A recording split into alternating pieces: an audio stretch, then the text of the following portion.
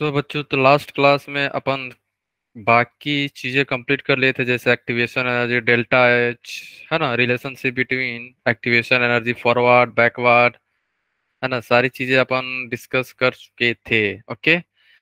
और ग्राफ, कौन सा थ्रेशोल्ड होगा, कौन सा फॉरवर्ड एक्टिवेशन एनर्जी होगा, कौन सा बैकवर्ड होगा, सारी चीजें हो गई थी ना। ठीक है। अब अपन चलते हैं energy profile diagram for complex reaction. तो कॉम्प्लेक्स रिएक्शन तो सिंगल स्टेप होता नहीं है, इसमें दो तीन स्टेप होती है। इसमें ट्रांजिशन स्टेट भी आएगा, इंटरमीडिएट भी बनेंगे, है ना।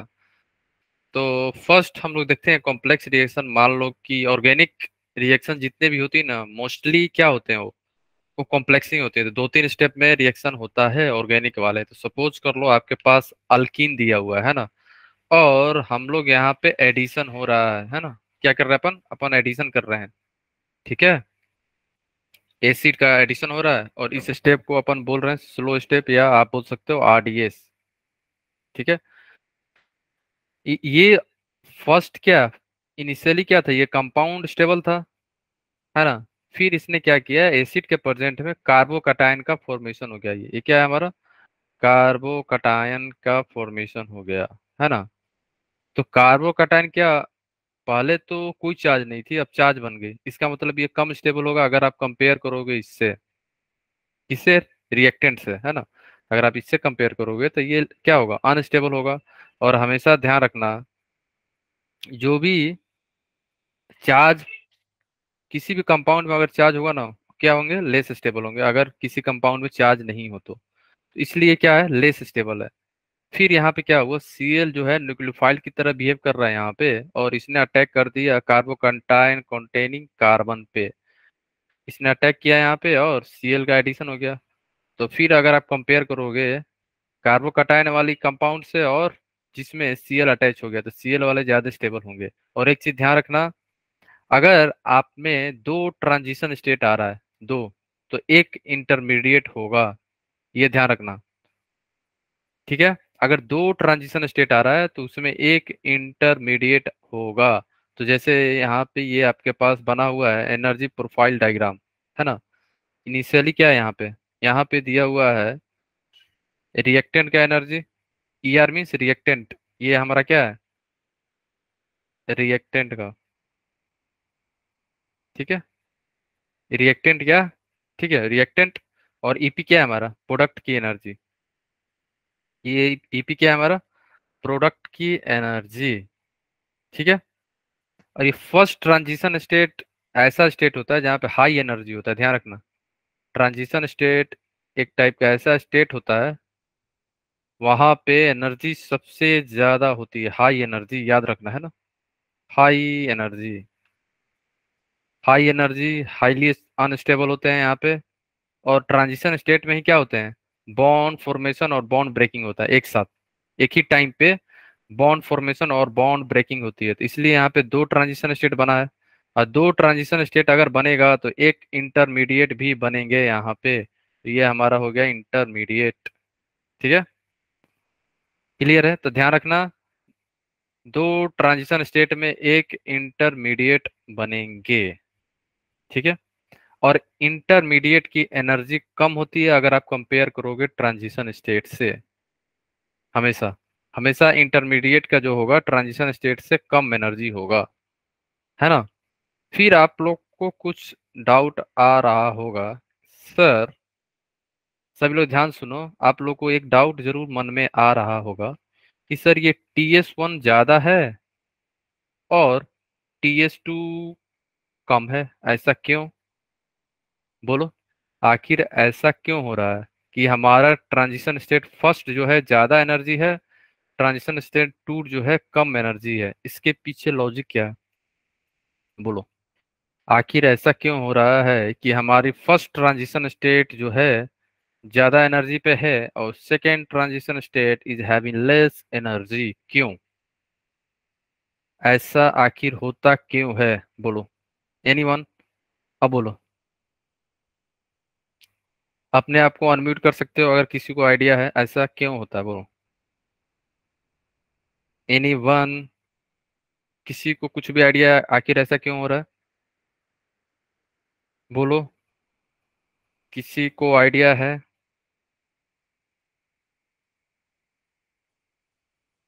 बोलो। आखिर फर्स्ट ट्रांजिशन स्टेट में ऐसा क्या हो रहा है कि उसकी एनर्जी ज्यादा हो रही है, सेकेंड वाले का कम हो रहा है?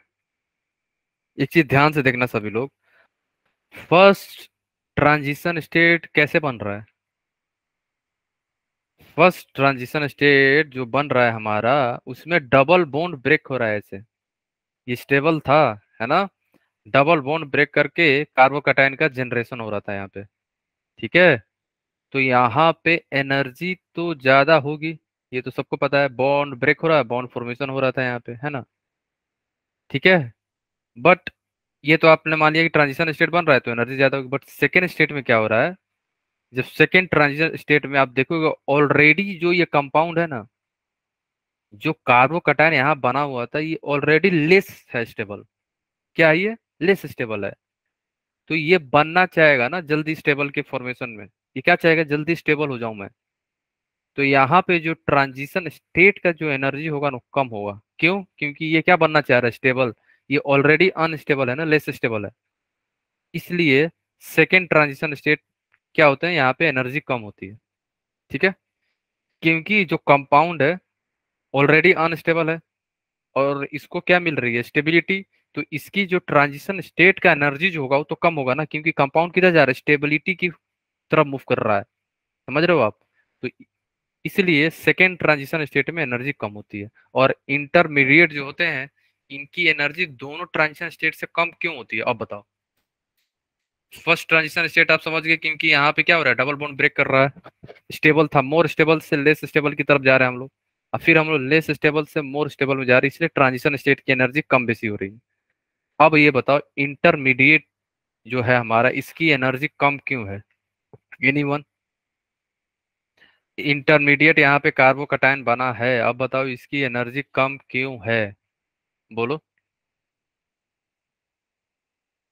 इसकी एनर्जी कम क्यों है? एनीवन? किसी को आइडिया है इसकी एनर्जी कम क्यों है? इसलिए है, आपको पता है, carbocation is stabilise by hyperconjugation. ये क्या कर रहा है यहाँ पे? CH3, और CH3 क्या कर रहा है यहाँ पे? कार्बोकैटायन को स्टेबलाइज कर रहा है। ठीक है। क्लियर है? इसलिए यहाँ पे इंटरमीडिएट जो होते हैं, इंटरमीडिएट की एनर्जी कम हो जाती है, due to the stability provided by hyperconjugation. यहाँ पे हाइपर कंजुगेशन हो रहा है, या इंडक्टिव इफेक्ट। ठीक है। क्लियर है? इसलिए इंटरमीडिएट का जो एनर्जी होती है ना, कम होती है। क्लियर है? सबको समझ गया ना? क्यों इंटरमीडिएट का एनर्जी कम है, क्यों ट्रांजिशन स्टेट फर्स्ट जो है ज्यादा हाई एनर्जी पे है? क्योंकि मोर स्टेबल से लेस स्टेबल की तरफ जा रहे हैं हम लोग। अब फिर ट्रांजिशन स्टेट टू जो है, इसकी एनर्जी कम क्यों है ट्रांजिशन स्टेट फर्स्ट से? क्योंकि हम लोग लेस स्टेबल से मोर स्टेबल की तरफ जा रहे हैं, तो एनर्जी तो कम होगा ना। More stable means less energy. ठीक है। क्लियर है? और एक चीज और ध्यान रखना, अगर दो ट्रांजिशन स्टेट आ रहा है, दो, तो इंटरमीडिएट एक होंगे। ठीक है। क्लियर है सबको? बोलो। किसी को कहीं पे कुछ भी डाउट है? एनीवन? और रिलेशनशिप बिटवीन ट्रांजिशन स्टेट और इंटरमीडिएट के बीच में क्या होती है? अगर, है ना, transition state is equal to intermediate, intermediate plus one. ठीक है। अगर दो ट्रांजिशन स्टेट हो रहा है तो इंटरमीडिएट एक होंगे। चार हो रहे हैं, तीन हो रहे हैं तो दो, चार होंगे तो तीन। ठीक है। एक कम होता है। ठीक है। क्लियर है सबको? आगे चले हम लोग, है ना? ओके, अब देखते हैं एनर्जी प्रोफाइल डायग्राम फॉर। ये तो ऑलरेडी हम लोग ने देख भी लिया है, फिर से देख लो ऐसे, है ना? ठीक है। अब आप लोग ये बताओ, ये तो हम लोग ऑलरेडी देख चुके हैं, बट फिर भी मैं आपको एक चीज और बताना चाह रहा हूँ यहाँ पे। हम्म, है ना? ये जो है रिवर्सिबल रिएक्शन के लिए, मान लो कि आपको दिया हुआ है ए से बी और बी से रिवर्सिबल हो रहा है ना? ठीक है। ये हमारा हो गया के एफ, ये हमारा है के बी, है ना? तो फॉरवर्ड, ये किसका एक्टिवेशन एनर्जी है फॉरवर्ड के लिए? ठीक है। ये किसकी है एनर्जी? ये आपकी है बैकवर्ड के लिए। बी से ए जा रहे हो तो आपको एक्टिवेशन एनर्जी इतनी रिक्वायरमेंट पड़ेगी। और ये हमारा क्या है? थ्रेश होल्ड एनर्जी क्या है हमारा? Threshold energy. ठीक है, क्लियर है सबको, है ना? और डिफरेंस बिटवीन, अगर आप डिफरेंस बिटवीन, अगर एनर्जी लो रिएक्टेंट की और प्रोडक्ट की, उसी को हम लोग क्या बोलते हैं? Delta H. ठीक है, हाँ ये देख लो।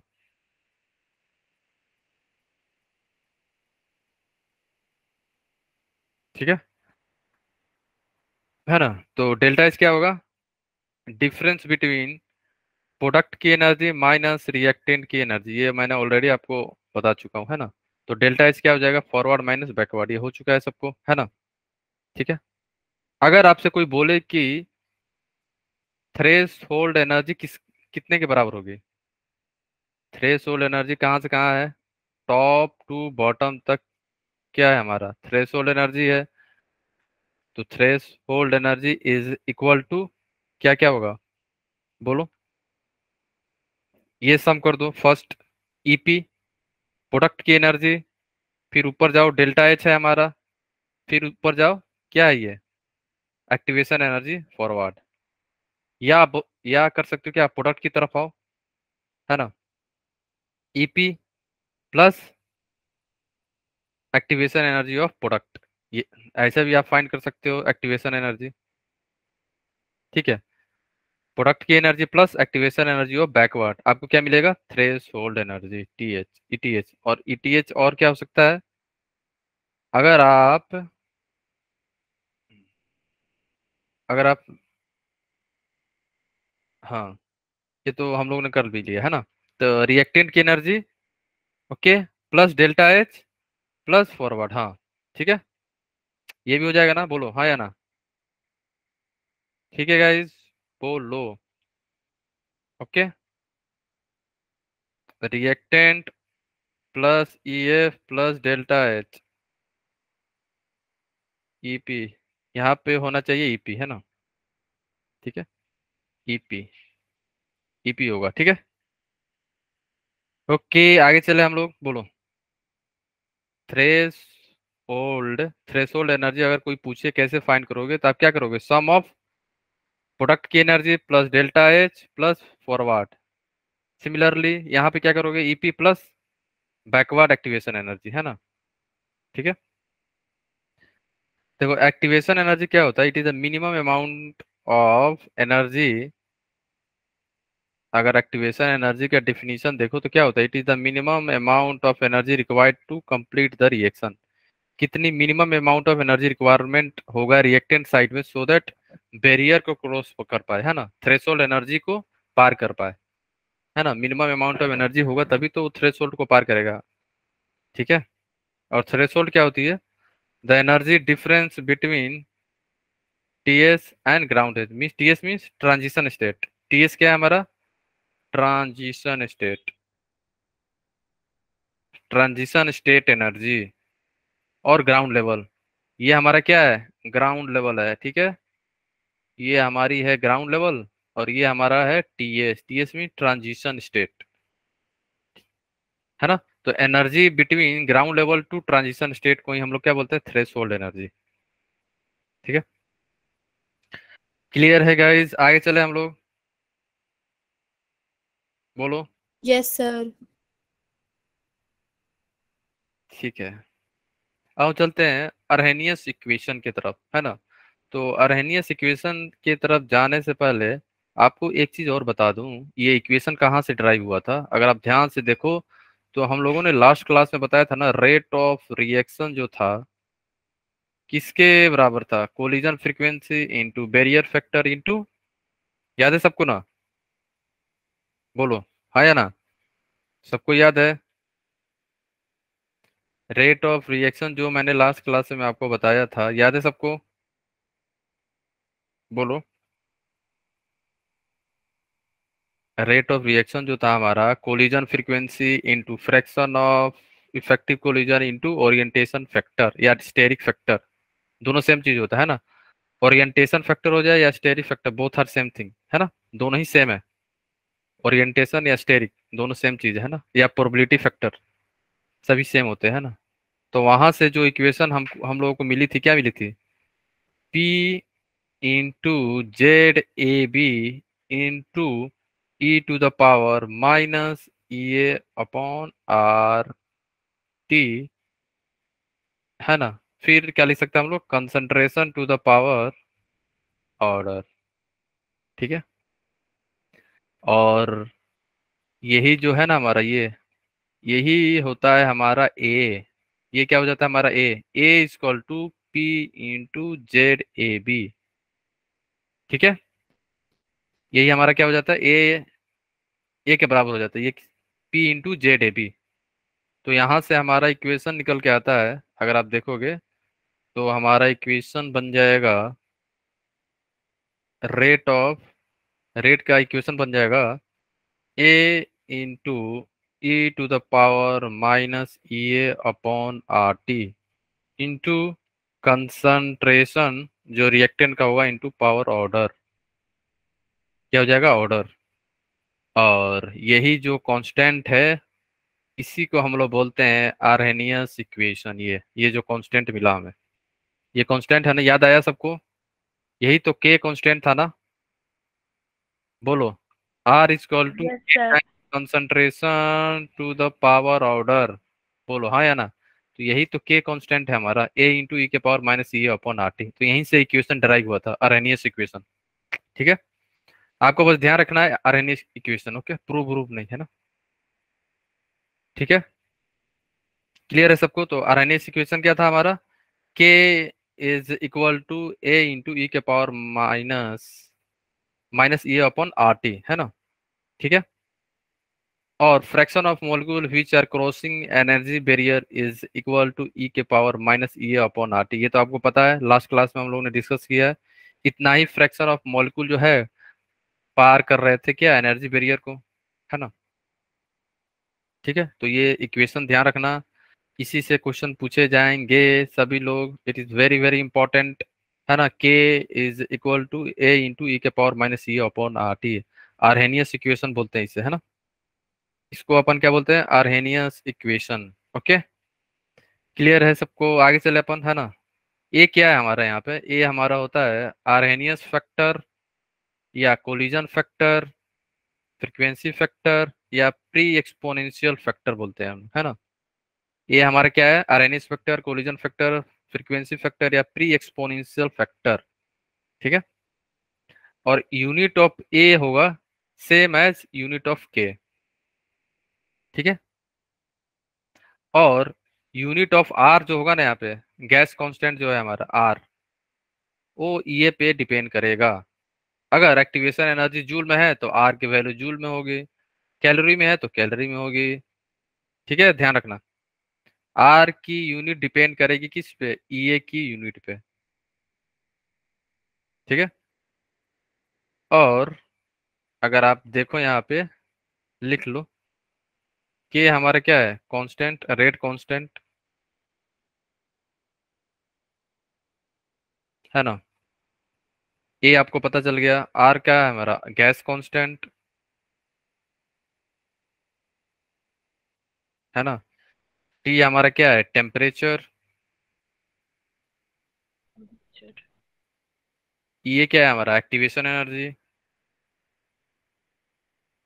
और इससे क्वेश्चन पूछे जाएंगे आपसे, ध्यान रखना, एक्टिवेशन एनर्जी, ओके। क्लियर है ना। आगे चले हम लोग। अब जब आप सेम इक्वेशन को जो हमारा था ना यहाँ पे, K equal to A into E to the power minus E A upon R T को अगर आप एल एन लोगे बोथ साइड, तो आपको क्या मिल जाएगा, L N K equal to L N A, यहाँ पे एल एन लिख लो, एल एन ए, है ना, L N A, L N A minus E upon R T. अगर आप लॉग में कन्वर्ट करोगे तो लॉग के equal to log A minus E upon 2.303 R T. और ये दोनों इक्वेशन इंपॉर्टेंट है, ध्यान रखना, है ना। क्लियर है सबको, है ना। ये दोनों इक्वेशन ध्यान रखना, है ना, लॉग के फॉर्म में, एल एन के फॉर्म में, है ना, ठीक है। ये सभी इक्वेशन किसके हैं, आर्हेनियस के ही है ना। ठीक है, तो ये ग्राफ हुआ हमारा। अरेनियस इक्वेशन पे ग्राफ भी पूछते हैं, प्रीवियस ईयर में पूछे गए हैं, तो ग्राफ भी याद रखना एलएन के फॉर्म में। इक्वेशन इक्वेशन जो होता है ना, दोनों फॉर्म में याद रखना चाहिए, लॉग के फॉर्म में भी, एलएन के फॉर्म में भी, और जो एंटी लॉग के फॉर्म में, ई के पावर में भी है, सबके, है ना। तो ये ग्राफ एल एन के वर्सेस 1/t का ग्राफ आएगा, तो यहाँ पे स्लोप आपको मिलेगा -EA/r, है ना। और यहाँ पे स्लोप हो जाएगा -EA/2.303r। ठीक है, ग्राफ किसके किसके बीच में है, लॉग के वर्सेस 1/t, यहाँ पे एल एन के वर्सेस 1/t। और ग्राफ से क्वेश्चन पूछे गए हैं प्रीवियस ईयर में, तो so it is very very important, आप लोग ध्यान रखना, है ना। और नेक्स्ट जो है, variation of rate constant with temperature. Next जो है हमारा वेरिएशन देखेंगे, रेट कांस्टेंट विथ टेम्परेचर। कैसे टेम्परेचर पे वेरिएशन हो रहा है, किसका, रेट कांस्टेंट का, है ना। सेम इक्वेशन, K1 पे T1 लेते हैं, K2 पे हम लोग, अगर आप T2 लोगे तो आपका इक्वेशन बन जाएगा ये, है ना। और एक चीज आप लोग एज्यूम करना कि एक्टिवेशन एनर्जी और ए और delta H R independent of temperature, ये टेम्परेचर पे डिपेंड नहीं करते, एज्यूम करना है। ठीक है, ऐसा नहीं है कि नहीं करते हैं, हम लोग को यहाँ पे एज्यूम करना है कि ये क्या है, टेम्परेचर पे डिपेंड नहीं कर रहा है ना। तो हमारा अगर एट T=T1 पे हमें क्या मिल जाएगा, K1। एट T=T2 पे हमें मिल रहा है K2। और ये दोनों इक्वेशन को लिख के जब आप डिवाइड करोगे और एल एन लोगे तो आपको इक्वेशन मिल जाएगा ये। ठीक है, और इससे क्वेश्चन पूछे गए हैं, है ना। ठीक है, ध्यान रखना, है ना। T1 पे K1 है, T2 पे K2 है। ठीक है, टेम्परेचर डिफरेंस पे। ठीक है, दो टेम्परेचर दे देगा और पूछ देगा कि K2 की वैल्यू फाइंड करो, और एक्टिवेशन एनर्जी दिया रहेगा, है ना। तो ये ध्यान रखना, एल एन और लॉग दोनों के फॉर्म में याद रखना, है ना। ठीक है, इस पे क्वेश्चन पूछे गए हैं, जब आज मैं शेयर करूंगा ना आपके साथ क्वेश्चन, प्रैक्टिस क्वेश्चन, तो आपको दिखेगा इसमें, है ना। कुछ क्वेश्चन पूछे गए हैं इस पे भी, है ना। क्लियर है सबको, है ना। तो ये फॉर्मूला ध्यान रखना सभी लोग, ये फॉर्मूला डिराइव कर भी सकते हो, है ना, इजिली डिराइव हो जाएगा। करना क्या है, K1 K2 को डिवाइड कर देना, K2/K1 करोगे तो ए कैंसिल आउट हो जाएगा यहाँ से। यहाँ से जो ए है ये कैंसिल हो जाएगा, जब आप डिवाइड करोगे ये कैंसिल हो जाएगा, है ना। तो ध्यान रखना, उसके बाद एल एन ले लोगे तो आपका आंसर मिलेगा, है ना।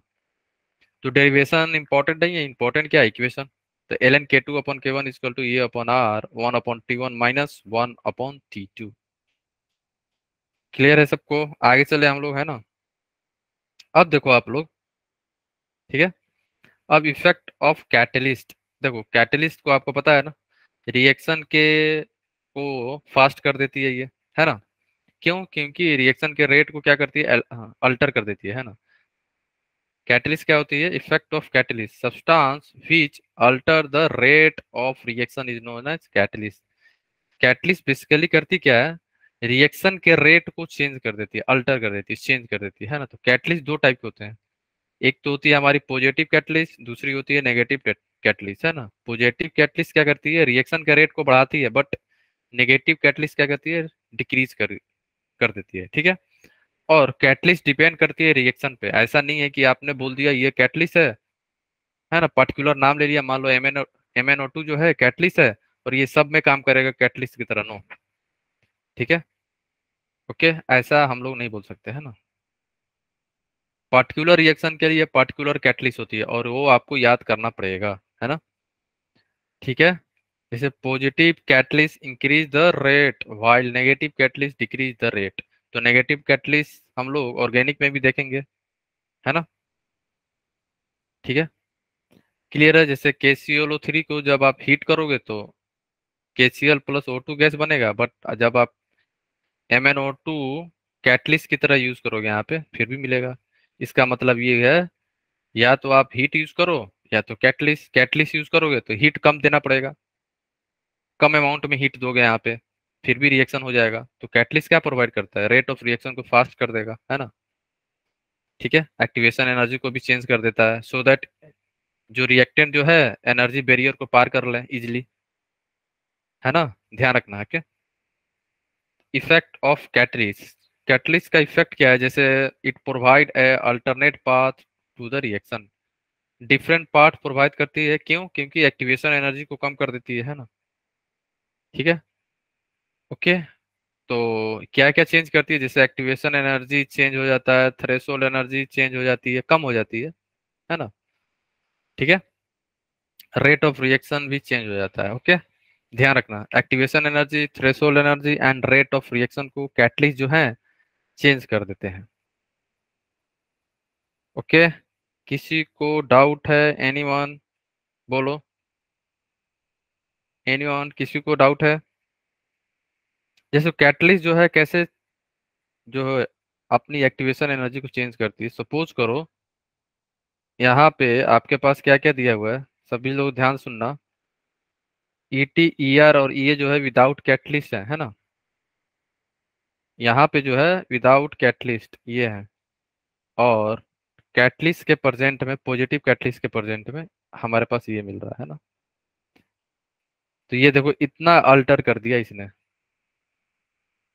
एक्टिवेशन एनर्जी को इतनी चेंज कर दिया है ना। ध्यान रखना। ओके। एक्टिवेशन एनर्जी को कम किया नहीं है, कम कर दिया इसने। ठीक है। तो ईटी क्या है, थ्रेशोल्ड एनर्जी जो था पहले ज्यादा था बाद में कम हो गया, ईटीएच, ईटीएच है ये हमारा। और एक्टिवेशन एनर्जी पहले ज्यादा था बाद में क्या हो गया, कम हो गया। तो कैटलिस्ट जो है ना एनर्जी को कम करता है, एक्टिवेशन एनर्जी को कम करता है, तो थ्रेशोल्ड एनर्जी भी हमारी कम हो जाएगी। बोलो, किसी को कहीं पे कुछ भी डाउट है, एनीवन, बताओ। ध्यान रखना कि कैटलिस्ट के प्रेजेंट में हमारा activation energy, threshold energy, rate of reaction will be change. ठीक है। पॉजिटिव कैटलिस्ट के प्रेजेंट में है ना, नेगेटिव के प्रेजेंट में नहीं, पॉजिटिव कैटलिस्ट के प्रेजेंट में सारी चीजें चेंज होती है, नेगेटिव में बढ़ जाएंगी। ठीक है। ओके। देखो नेगेटिव कैटलिस्ट में बढ़ जाती है ना, ये भी ध्यान रखना। विदाउट कैटलिस्ट आपको ये दिखेगा, है ना। और जैसे ही आपने कैटलिस्ट डाला, देखो आपके पास ये आ गया। तो नेगेटिव कैटलिस्ट के प्रेजेंट में हमारा एक्टिवेशन एनर्जी बढ़ जाएगा, और थ्रेशोल्ड एनर्जी भी, टीएच भी। ठीक है। ये हमारा टीएच है, थ्रेशोल्ड एनर्जी, ये भी बढ़ जाएगा। ठीक है। ओके गाइस, किसी को डाउट है, एनीवन, बोलो। ठीक है। अब एक वेरिएशन है, जैसे के पे, कैटलिस्ट के प्रेजेंट में और कैटलिस्ट के एब्सेंट में इक्वेशन क्या बनेगा, जो आपके लिए इंपॉर्टेंट है, और इससे क्वेश्चन एक क्वेश्चन पूछा गया है। विदाउट कैटलिस्ट अगर आपका रेट कांस्टेंट के है और एक्टिवेशन एनर्जी ये है, विथ कैटलिस्ट क्या हो गया हमारा, ई डैश और के डैश हो गया है ना। तो आपने इक्वेशन लिखा K is equal to A into E के power minus E upon R T, और कैटलिस्ट के प्रेजेंट में आपका इक्वेशन ये बना, के डैश ई डैश है ना, विदाउट कैटलिस्ट आपका इक्वेशन ये है। और उसके बाद आपने क्या कह रहा, कैटलिस्ट, कैटलिस्ट को डाल दिया रिएक्शन विथ कैटलिस्ट, तो आपका इक्वेशन अलग हो गया, है ना। फिर सेम जैसे आप डिवाइड करोगे इक्वेशन 2/1, तो आपको मिल जाएगा equation K dash upon K is equal to E minus E dash upon 2.303 R into T. ठीक है। और ये भी इक्वेशन ध्यान रखना। ठीक है। It is also very very important, catalyst के प्रेजेंट में और कैटलिस्ट के एब्सेंट में एक्टिवेशन एनर्जी में क्या चेंज हो रहा है, और रेट कांस्टेंट में क्या चेंज हो रहा है। और इससे क्वेश्चन पूछे गए हैं प्रीवियस ईयर में, सेम इक्वेशन पे, इसी पे। ठीक है। तो ध्यान रखना, log k dash upon k is equal to e a minus e dash upon 2.303 r into t। r gas constant है, t हमारा टेम्परेचर है यहाँ पे। अब बताओ, किसी को डाउट है, एनीवन, नो डाउट। अब आप लोग देखो देखो, ये हमारा लास्ट है, इसके बाद हमारा केमिकल काइनेटिक्स कंप्लीट हो जाएगा। और ये नीट के लिए उतना ज्यादा इंपॉर्टेंट नहीं है, बट मेंस में 2 बार क्वेश्चन आया हुआ है इस पे, है ना। ठीक है, 2 बार। तो चांसेस होता है कि मेंस वाले क्वेश्चन नीट में आ जाए, है ना। एडवांस वाले नहीं, बट मेंस वाले तो चांसेस रहती हैं। बस ध्यान रखना ये उतना ज़्यादा इम्पोर्टेंट नहीं है नीट के लिए, बट मेंस में एक दो बार पूछे गए हैं इस पे, तो आप देख लो, है ना। बट ठीक है, यहाँ पे क्या प्रेशर मेजरमेंट करेंगे, प्रेशर के हेल्प से हम लोग फर्स्ट लॉ है, फर्स्ट ऑर्डर है ना ये, फर्स्ट ऑर्डर इक्वेशन को हम लोग लिखने वाले हैं, है ना। तो यहाँ पे क्या है, प्रेशर जो है डायरेक्टली प्रोपोर्शनल टू मोल होगा, वॉल्यूम और टेम्परेचर को हम लोग यहाँ पे कांस्टेंट माने हैं। ठीक है, सपोज करो आप लोग, आपके पास इक्वेशन दिया हुआ है, जनरल इक्वेशन है ये हमारा, ठीक है, जनरल इक्वेशन है ना। ए गैस से बन रहा है 2b प्लस सी, ठीक है। Initially T equal to zero पे मान लो प्रेशर जो है ए का पी नोट माना है मैंने, इनिशियल प्रेशर, ध्यान रखना। टी इक्वल टू टी पे कोई एक पर्टिकुलर टाइम पे ये आपको दिया रहेगा कि टी 40 मिनट पे प्रेशर जो है ए का बन गया मान लो 20, ये आपको मेंशन रहेगा क्वेश्चन में, ध्यान रखना, है ना। तो यहाँ पे आप मान लोगे पी नॉट, यहाँ पे हो गया आपका पी टी, और ये होता है पी इंफिनिटी। पीटी में क्या होता है कि कुछ प्रेशर डिक्रीज होके, है ना, एक्स यहाँ पे बन गया 2x और सी हो गया x। पी इस इन्फिनिटी का मतलब ये हुआ, टाइम जब इन्फिनिटी का मतलब ये हुआ टोटल ए का जो है ना वो खत्म हो गया, इसका मतलब ये हुआ एक ए जो प्रेशर लगा रहा था यहाँ पे P note, total pressure zero हो जाएगा, पी नोट माइनस पी। ठीक है, तो ये क्या बन जाएगा 2p और ये p। ये ध्यान रखना, ये t इक्वल टू जीरो पे initial, t equal to T पे ये इक्वेशन बनेगा आपका, और t इक्वल टू इन्फिनिटी पे आपको इनिशियल जो भी होंगे उनको जीरो पुट कर देना, क्योंकि वो कंप्लीट हो जाए, इनफाइनाइट हो जाएंगे ना, खत्म हो जाएंगे वो। आपको जीरो जीरो रखना है रिएक्टेंट को। तो ये क्या, बी का प्रेशर केवल बी बचेगा ना, ए तो खत्म हो गया, तो बी का और सी का प्रेशर 2p और 2p नोट और p नोट बन जाएंगे, है ना। आपको करना क्या है, प्रोसेस क्या होता है, टाइम टी पे पीटी जो होगा हमारा कितना होगा बताओ, ये सबको सम कर दो। पीटी क्या होगा, P naught minus X plus 2x plus x, यही इक्वेशन आएगा, है ना। ठीक है, सिमिलरली जब टी इक्वल टू इन्फाइनाइट पे सम कर दो, zero plus 2p plus P note, है ना। टी इन्फाइनाइट पे क्या करना है, ऐड करना है आपको, टाइम इन्फाइनाइट पे P infinite is equal to T equal to infinite पे क्या कर रहे हो आप, P infinite equal to 2p naught plus P equal to 3p naught, और यहाँ पे पी नोट आ गया हमारा पी इन्फिनिटी बाई 3, है ना। और यहाँ पे जब टाइम टी है, at time T P total pressure means PT particular time T पे, PT equal to P naught minus X plus 2x plus X, ये क्या हो जाएगा पी नोट प्लस 2x, और यहाँ से x जो आ जाएगा हमारा PT minus P note by 2। ये आ गया हमारा दो इक्वेशन। और आपको याद है फर्स्ट ऑर्डर का इक्वेशन फाइंड करने के लिए रेट कांस्टेंट क्या था, k is equal to 1/t ln P naught. P naught क्या है मीन्स, याद करो ए नोट था ना हमारा, और नीचे क्या था हमारा एटी, याद आया सबको, है ना, ए नोट अपॉन एटी था। ए नोट क्या था, पी नोट हो गया यहाँ पे, और यहाँ पे एटी क्या है पी नोट माइनस एक्स। और हमें क्या करना है, यहाँ से एक्स भी हटाना है और पी नोट भी हटाना है, किसके टर्म में, इन्फिनिटी और टी के टर्म में। ठीक है, तो पी नोट की वैल्यू क्या है यहाँ पे देखो, इन्फिनिटी बाई 3 है पी नोट की वैल्यू, तो पी नोट की वैल्यू इन्फिनिटी बाई 3 पुट कर दिया, और P naught minus x, P naught minus x means आपको पुट करना है किसका value, P naught minus x, देखो यहाँ पे मैंने एक्स कैलकुलेट करा है, एक्स आपको ये आ गया, है ना। ठीक है, ओके गाइस बोलो, किसी को डाउट है, एनीवन, बोलो। नहीं सर। नहीं ना, ठीक है।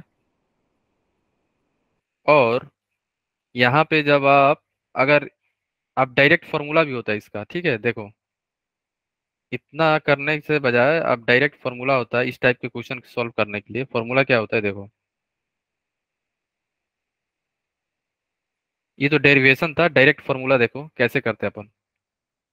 डायरेक्ट फार्मूला होता है k equal to 1/t ln p infinity minus P naught upon p infinity minus P T, ये डायरेक्ट फार्मूला होता है, ध्यान रखना, और इसे याद कर लो बस, रिमेम्बर। और सारी वैल्यू दी रहेंगी, ये टेंशन ना लो सर, नहीं दिया रहेगा तो नहीं वो देगा, है ना। पी इन्फिनिटी भी आपको देगा, पी नॉट भी ऐसे मेंशन रहेगा कहीं ना कहीं, ठीक है, पीटी भी। ठीक है, तो ये फॉर्मूला होता है, ध्यान रखना। ओके, क्लियर है, बस ये फॉर्मूला ध्यान रखना, अगर क्वेश्चन आएगा तो आप सॉल्व कर लेना। ओके, ठीक है, डायरेक्ट फॉर्मूला आप अप्लाई कर सकते हो। ठीक है गाइस, बोलो। Yes sir. इससे डायरेक्ट क्वेश्चन आएगा तो डायरेक्ट फॉर्मूला आप अप्लाई कर सकते हो, है ना। कैसे फाइंड करना है प्रोसेस मैंने बता दिया आपको, है ना। और डायरेक्ट इस फॉर्मूला में वैल्यू पुट कर देना। पी इन्फिनिटी निकालना, जैसे मैंने बताया, पी नोट की वैल्यू दी रहेगी, पी इन्फिनिटी की दी रहेगी, और पीटी जैसे मैंने बताया यहाँ पे, पीटी कैसे फाइंड करोगे, पीटी पे क्या करोगे, सबको सम कर दोगे, P naught minus X plus 2x plus x को। ओके, फाइन, ठीक है। तो हमारा केमिकल काइनेटिक्स इसी के साथ कंप्लीट हो गया, है ना। और एक चीज मैं और यहीं पे बता दूं आपको, एक्टिवेशन एनर्जी के, अगर कभी कभी क्या होता है ना कि रिवर्सिबल रिएक्शन आ गया, है ना, यहाँ पे लिख लेना सभी लोग। अगर कभी कभी रिवर्सिबल रिएक्शन आ गया, है ना, मान लो ए से बी जा रहा है ना, और आपको ऊपर दिया हुआ है के फॉरवर्ड के लिए और के भी क्या है, बैकवर्ड के लिए, है ना। तो के इक्विलिब्रियम आपको पता है ना सबको, क्या होता है, के एफ अपॉन के बी। और इसे हम लोग क्या लिखते हैं, एफ अपॉन ए बी। सब लोग ध्यान सुनना, ई के power E A upon R T, और यहाँ पे E F activation energy forward हो जाएगा ए एफ। सिमिलरली यहाँ पे लिख लो ऐसे, E minus E B upon R T, है ना। तो आपका जो फॉर्मूला बन के आएगा यहाँ पे, सभी लोग ध्यान रखना, है ना। ठीक है, तो आपका जो इक्वेशन बन जाएगा, के इक्विलिब्रियम जो होगा हमारा, F upon A B is F upon A B into E to the power minus E A F minus E B E A B upon R T, है ना। क्लियर है, बोलो, यही आएगा ना आपको। ये इक्वेशन ध्यान रखना, अगर फॉरवर्ड एक्टिवेशन एनर्जी दिया हो, बैकवर्ड दिया हो, एफ दिया हो, ए बी दिया हो, तब उस केस में अगर आपको के इक्विलिब्रियम पूछे तो ये फार्मूला अप्लाई कर लेना। ठीक है, और सेम फार्मूला को हम लोग चेंज कर सकते हैं, कैसे, K equilibrium is equal to F upon A B backward के लिए into E to the power minus delta H upon R T. तो देखो दो, ठीक है, क्यों, क्योंकि delta H is equal to activation energy forward minus activation energy backward होता है ना, ध्यान रखना, है ना। क्लियर है, ठीक है गाइस। रिवर्सिबल के लिए ये केस है ना, किसके लिए, रिवर्सिबल रिएक्शन के लिए। ठीक है, फॉरवर्ड बैकवर्ड सारी चीजें मेंशन रहेंगी है ना। ये ध्यान रखना दोनों इक्वेशन, रिवर्सिबल केस के लिए अगर पूछा तो, नहीं तो कोई। ठीक है, ओके,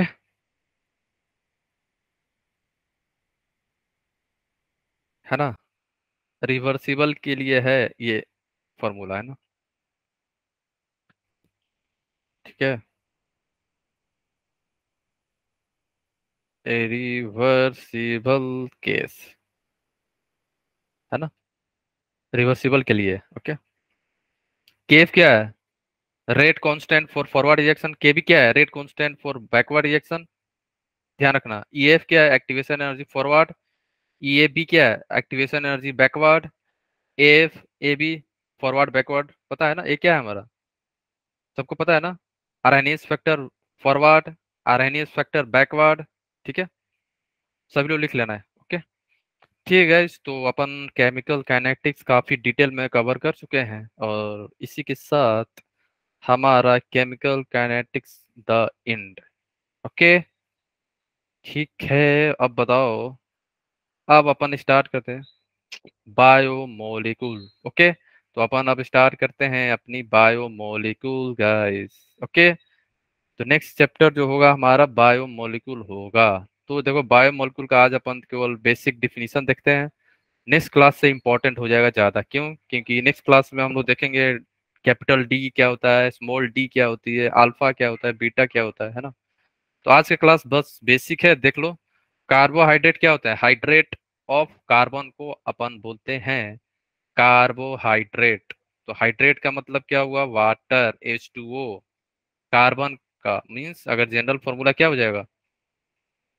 जनरल फॉर्मूला देखोगे CH2O Y। अगर इस फॉर्म में आ रहा है कोई सा भी कंपाउंड तो क्या हो जाएगा? कार्बोहाइड्रेट होता है। हमेशा सही नहीं होंगे, ठीक है। हमेशा नहीं होगा कि अगर कोई ऐसा कंपाउंड है जो CXH2O Y के फॉर्म में आ रहा है तो उसे आप बोल दोगे कि ये तो कार्बोहाइड्रेट है। नो, ऐसा नहीं है, ठीक है। क्यों? क्योंकि अगर आप एसिटिक एसिड का फॉर्मूला सबको याद है, बोलो। CH3C डबल बॉन्ड OH, है ना। तो यहाँ पे क्या लिख सकते हो आप? C2H4O2। तो आप क्या लिख सकते हो? C2H2O का होल ट्वाइस आ गया ना, ठीक है। एक्स, ये क्या फॉर्म में आ गया ना, जो फॉर्म में हम लोग बोल रहे थे आ गया। तो ये क्या कार्बोहाइड्रेट थोड़ी है ये? क्या ये कार्बोहाइड्रेट है, बोलो? ये तो एसिड है ना। इसका मतलब ये हुआ ये फॉर्मूला जो है हमेशा वैलिड नहीं है, हमेशा सही नहीं है, ठीक है। ये तो एसिड है ना, बट ये भी ये भी जनरल फॉर्म में आ गया ना। CXH2O का होल वाई के फॉर्म में आ गया ना। यहाँ पे एक्स और वाई क्या है? x = 2 है और y = 2 है। तो हम लोग क्या बोल सकते हैं, जो जनरल फॉर्मूला था कार्बोहाइड्रेट का वो सही नहीं है, है ना। ध्यान रखना, ठीक है। बाकी जैसे ग्लूकोज के लिए वैलिड है, फ्रुक्टोज के लिए सही है ना। ग्लूकोज का फॉर्मूला वैलिड है यहाँ पे, है ना। फ्रुक्टोज के लिए भी, ठीक है। जैसे एक्सेप्शन मैंने ऑलरेडी बता दिया आपको। एक्सेप्शन क्या है? एसिटिक एसिड का। यहाँ पे देखो, ये जनरल फॉर्मूला मैच कर रहा है। मैच द जनरल फॉर्मूला, ठीक है। जनरल फॉर्मूला मैच कर रहा है बट नॉट ए कार्बोहाइड्रेट। ये क्या है? ये तो एसिड है। ये तो एसिड है ना। इसका मतलब ये हुआ जो डिफिनीशन दिया गया था पहले वो सही नहीं है, 100%, ठीक है। क्लियर है? जैसे अगर आप और भी देखना चाहो, जैसे रैमेनोज होता है एक, है ना। ध्यान रखना, रैमेनोज का फॉर्मूला देखोगे C6H12O5 is a carbohydrate but does not fit in this definition. कौन सा डिफिनीशन? Hydrate of carbon. हाँ, तो जो फॉर्मूला था, जनरल फॉर्मूला, फॉर्मूला क्या था? CXH2O का होल वाई। और यहाँ पे ये मैच नहीं करेगा। कैसे सर? करके देखो यहाँ पे। C6H12O5 क्या कभी ये मैच करेगा? देख लो, नहीं कर पाएगा, है ना। जैसे C6 हो गया। अब आप H2O को लिखो, H2O लिख दिया, है ना। हमें 5 ऑक्सीजन चाहिए, आपने 5 पुट कर दिया, ठीक है। 5 ऑक्सीजन, 10 हाइड्रोजन ही आ रहा है। हमें तो 2 हाइड्रोजन यहाँ पे और लिखना पड़ेगा। अब बताओ क्या ये मैच किया जनरल फॉर्मूला ऑफ हाइड्रेट? पुराना जो डिफिनीशन था हाइड्रेट ऑफ कार्बन और जनरल फॉर्मूला दिया गया था, बट ये मैच नहीं कर रहा है ना। तो इस हिसाब से क्या बोलोगे? ये कार्बोहाइड्रेट नहीं है, बट ये कार्बोहाइड्रेट है, ठीक है। तो इसका मतलब जो डिफिनीशन दिया हुआ था ये सही नहीं था, 100% करेक्ट नहीं है, ओके। ठीक है गैस, बोलो। आगे चले अपन, है ना, ठीक है। तो कार्बोहाइड्रेट को कैसे डिफाइन करेंगे हम लोग? कार्बोहाइड्रेट एज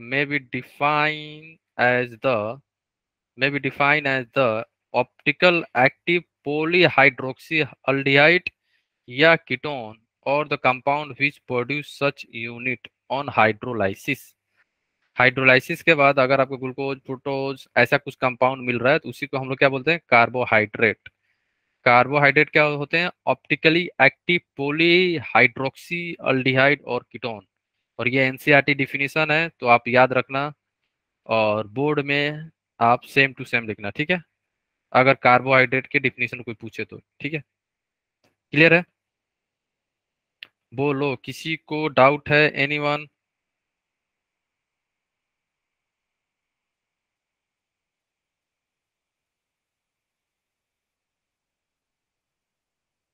हाँ, बस बस।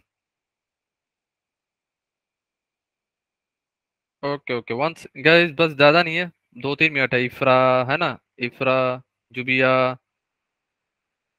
भूमिका, ठीक है, ज्यादा नहीं है, 2-3 मिनट। ओके, बेसिक है, टफ नहीं है। टफ तो नेक्स्ट क्लास से आएगा, है ना? ये बेसिक है बस, है ना? ठीक है, क्लियर है? जुबिया, भूमिका, इफ्रा, ज्यादा नहीं है ना? बेसिक है एकदम, ठीक है?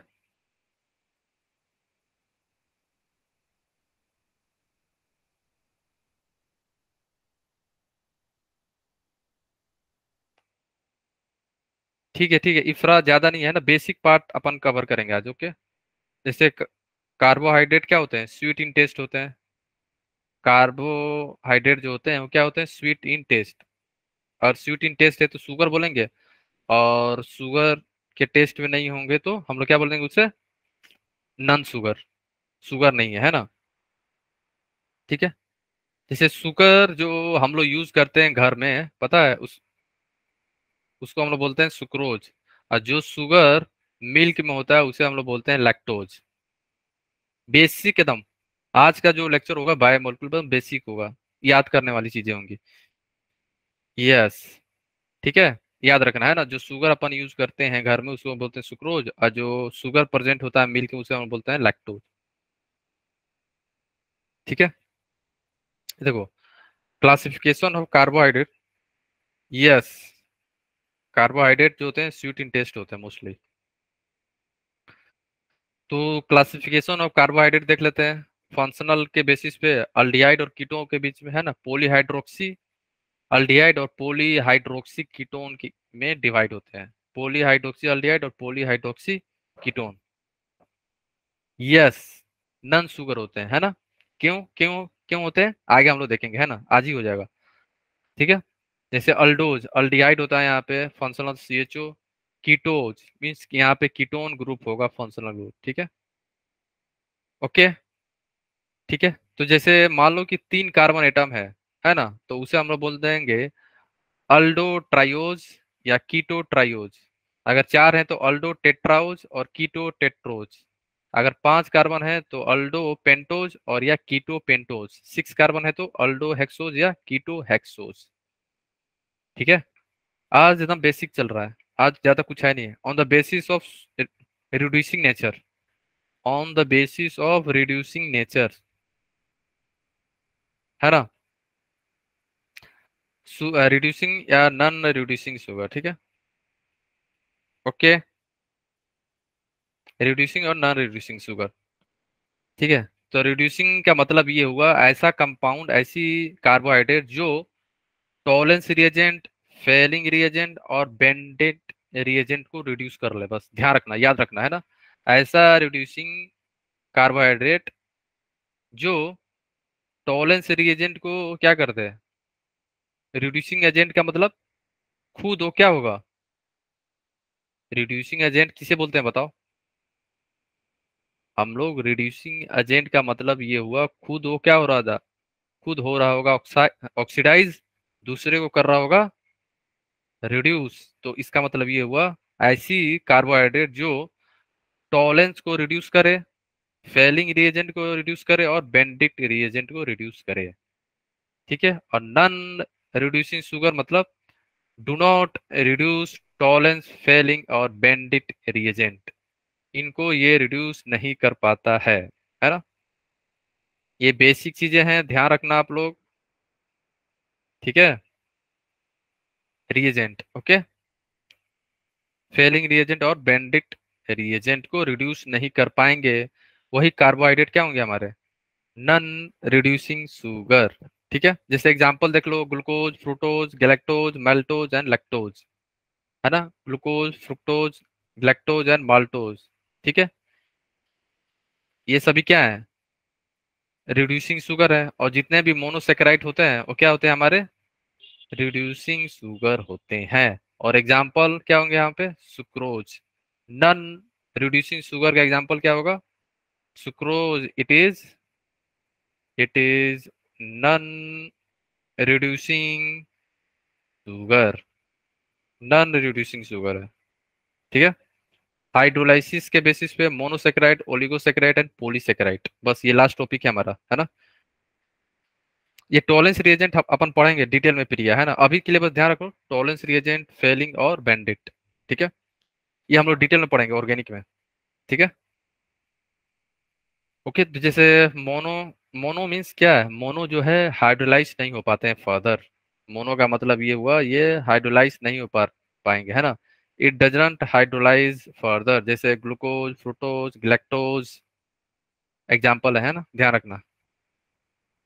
ओलिगोसेकेराइड हाइड्रोलाइज होंगे 2 में से लेके 10 तक मोनोसेकेराइड में, है ना। जब आप हाइड्रोलाइसिस करोगे तो ओलिगोसेकेराइड कंपाउंड जो है 2 से लेके 10 तक, मीन्स डाइसेकेराइड, ट्राई, टेट्रा, पेंटा, हेक्सा तक, 10 तक, 10 मोनोसेकेराइड यूनिट फॉर्म होगा। जब आप हाइड्रोलाइसिस करोगे ओलिगोसेकेराइड कंपाउंड को, वो 10, 2 से लेके 10 यूनिट तक कंपाउंड देंगे।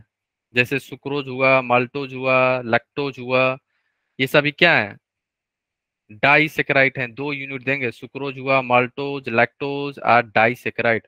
जब इसे आप हाइड्रोलाइज करोगे, हाइड्रोलाइसिस के बाद 2 यूनिट देंगे ये लोग। कितने यूनिट, 2, 2 यूनिट देंगे। और रेफिनो जो होता है ट्राइसेकेराइड होता है, 3 यूनिट देगा। बस इतना याद रखना, okay.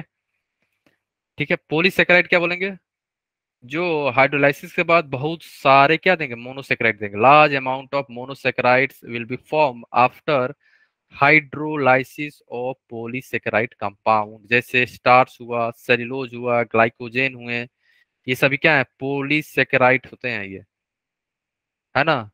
Carbohydrate which yield a large number of monosaccharide unit on hydrolysis।